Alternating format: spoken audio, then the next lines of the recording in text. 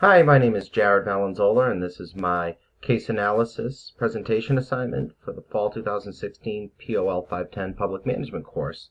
And this is my analysis and thoughts on the Paul Levy Beth Israel Deaconess Medical Center case study that was granted to us by the Harvard Business School. So a brief history about Paul Levy and his takeover of the Beth Israel Deaconess Medical Center. So BIDMC at the turn of the 21st century was a struggling hospital, was losing millions upon millions of dollars a month. Its share of the marketplace within the Boston community was beginning to shrink. Public perception of the hospital was that of dysfunction, financial strife, and other issues that were reported on in the Boston Herald and in the Boston Globe. Furthermore, you had a dysfunctional board of directors, you had a dysfunctional chain of command that was very rarely ever followed properly, and you had individuals who would skirt the chain of command by going directly to board members. Even furthermore so, the board of directors was very large for the Care Group company, which owned, not-for-profit company that owned Beth Israel Deaconess Medical Center and several other hospitals across the Boston and Metro West area. And that group themselves was over $500 million in debt and climbing. The hospital, BIDMC, as well as Care Group, were relying heavily on endowment funds and other fundraised money to make ends meet within the hospital. And I think, as we all know, that's certainly not the best way to balance a budget.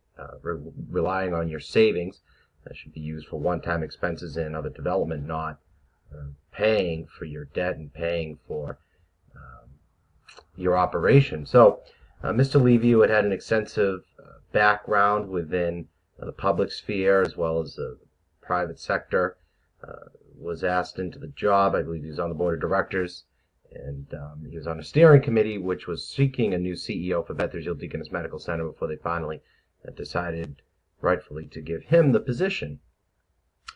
Part of his conditions for getting the position, one of them was a reduction in the amount of members on the board of directors. Another one was being able to really steer the company in the hospital in the direction with which he wanted to go. It was a bit unorthodox that he, without a business background, himself was taking on a hospital. However, the board and many others felt that his knowledge and experience within management, his ability to turn places around, was far more valuable for the operation of Beth Israel Deaconess Medical Center than this idea that he needed to have some type of medical background. So he accepts a job, and he begins in January. And as he works, he develops and builds a team of people that he could trust. He keeps certain people on board and progresses through with reports and getting a very good idea about what the financial situation was and what needed to be done to turn the situation around. So to analyze to some degree, there's an awful lot I found for myself personally, and using some of Levy's lessons to apply to real life, my real life, and elsewhere. One of the first things that he did was he sent a welcome email, and he didn't mince words in it. He was very open and clear to people on his first day or his second day that, look, the hospital is struggling, we're in a financial situation. The Hunter Group, which had been commissioned to make recommendations to the board of directors, recommended massive layoffs as well as other cost-cutting measures. Now, Mr. Levy didn't, mince words. He said that very well could happen, but there was going to be a concerted effort to make sure that everything was fair, and that he was going to be certain to really keep, people in mind and do his best to preserve jobs. As he goes on in progressing through, he comes to find that I think there are people he could trust and people he can't. So what did he do that I liked? He sent an email. Why does that matter? Well, a lot of times within the public sector and within management and even within a corporation, there's always a disconnect between the boots on the ground, the worker bees, the people that are the nurses, in this case in the hospital, nurses and doctors, rank and file non-medical staff who are working within the hospital, who might feel as if their voice isn't being heard. Mr. Levy made it very clear that he values them all. He values their input. He values their employment and what they do for Beth Israel when he sent an email encouraging them and introducing himself. And it didn't stop there. He sent emails soliciting suggestions constantly. He would send company-wide or hospital-wide emails to all employees, all staff emails, thousands of employees, soliciting their feedback, soliciting their thoughts. He held town halls. He held accessibility sessions. There were times where people could find him, and I think in Rainey, when talking about in Rainey textbook, when talking about the changing focus and changing mission, certainly the mission of the hospital remained the same. The financial management of it had to change. And Mr. Levy recognized that. He involved people. He kept them engaged. He kept them on the, gave them a seat at the table, I guess would be the best way to put it. So that was something I thoroughly liked, thoroughly enjoyed. He recognized that people matter and that he needs them to be successful. Further things that I also liked, I enjoyed the fact that he wouldn't mince words, especially with certain chiefs. He certainly ran into an issue with certain people who want to see things run the same way, but different. A lot of times we find that there are people who, and he had this experience with chiefs who felt as if, who was he to comment on my department when he doesn't work my department? He may not have solicited my advice either. And certainly he received emails from certain chiefs within the hospital system and within the hospital group at BIDMC that made that point. And he took that point under advisement, but he certainly pushed back and made it clear that best practices are best practices, and he made sure that those best practices were implemented and that they were going to do that. Furthermore, he also wasn't shy about calling people out when they needed to be called out, which is something, again, that, in the nonprofit sphere, such as the hospital is, a sphere that I'm involved in with a local community nonprofit charitable group. Sometimes people become too afraid to call others out. And, sometimes those who bark the loudest need another dog to bark back at it. And Paul Levy certainly had no problem barking back at some of these chiefs who used to poo-poo the fact that he couldn't do this because he didn't understand their department or he didn't understand the process of the culture there. And I think that was a very effective move in terms of managing people. He made sure, and Rainey discusses this throughout the text, that people need to some degree know who's in charge. And within this sphere, it was clear that the people who were in charge before and people who were remaining in charge of these certain departments weren't quite doing the job right, doing it well, or doing it effectively. Clearly the hospital was losing millions upon millions of dollars per month. Something has to happen because eventually all good things come to an end and money will run out. But Mr. Levy didn't allow people underneath him to push back. He further helped establish and reestablish the fact that there's a chain of command, there's a hierarchy here, which any management structure and any management text course that I've taken has always stated that you need to have a hierarchy, you need to have a high-level chain of command to make sure that processes become followed. So I liked that part of it, and I believe that was a what-to-do lesson, was pushing back on people and having a high level of accessibility. He also met, and one of the first things he did, which I thought was stroke of genius, was he met with the editorial boards of the major newspapers in Boston, I believe the Boston Herald and the Boston Globe. And in doing that, he's saying to the press and he's signaling to the public, because Beth Israel Deaconess Medical Center is a highly important hospital, and the Attorney General is involved right now, or involved with him at that time, Attorney General Tom Riley, in making sure that this hospital and this nonprofit care group organization succeeds. They're giving monthly reports to the Attorney General. So instead of allowing the media to dictate to some degree what the perception was going to be of Beth Israel, Paul Levy made himself immediately accessible to the media. He said, "Here I am, let's talk."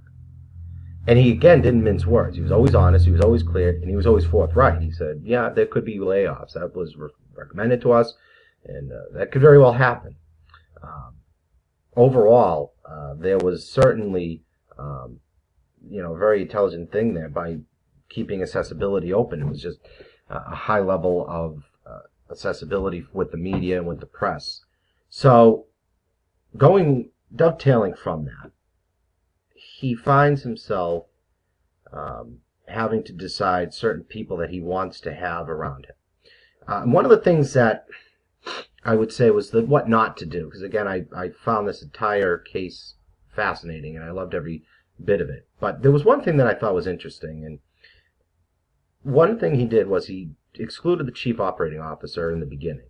I believe through some of the studies of practices within the hospital, he excluded the COO, and he did that because he didn't want the COO to be bogged down and distracted in protecting their own interests.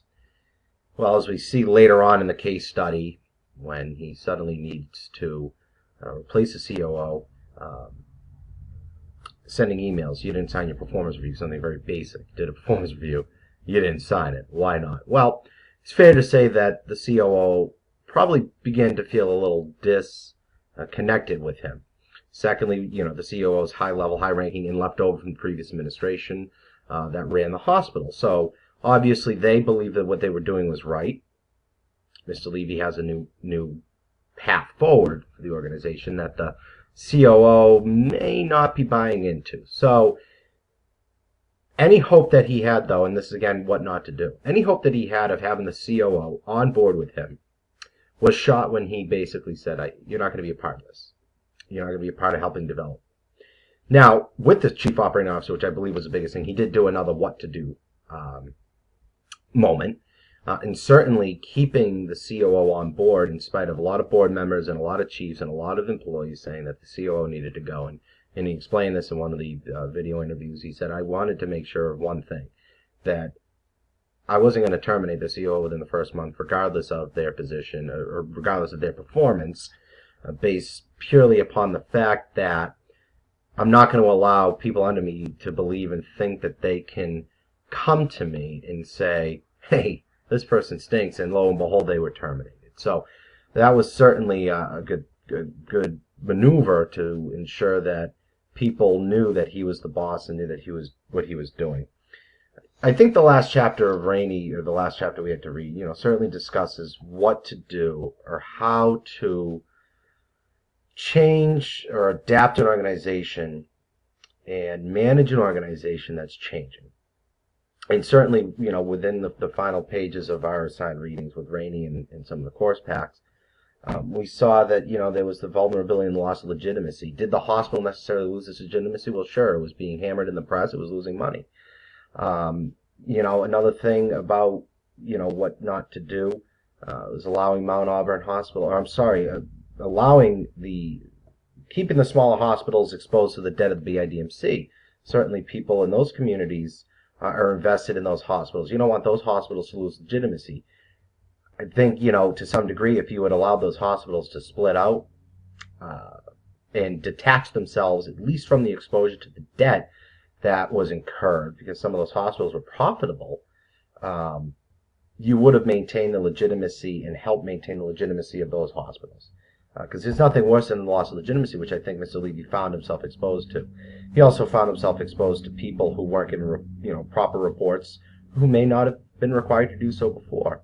But nevertheless, the organization was in decline, and the management, had to induce tactics to, smooth that decline and resist that decline. And, he certainly looked into diversifying, certain programs and, making cuts, visible and widespread services, to demonstrate to some degree that he was serious about saving the hospital. So in conclusion, I found this a fascinating case study, and one that I'm certainly will be utilizing as I indeed go forward in a lot of my life. It was certainly insightful to see this video and to see this case study and apply it to what we've read and learned already.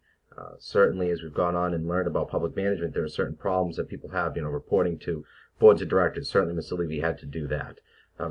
Dealing with the public. Certainly, Mr. Levy had to do that. Dealing with conflicting interests. Mr. Levy had to do that. And he did it well, performed it well. He turned the hospital around, and it was a great application of what the course has been all throughout.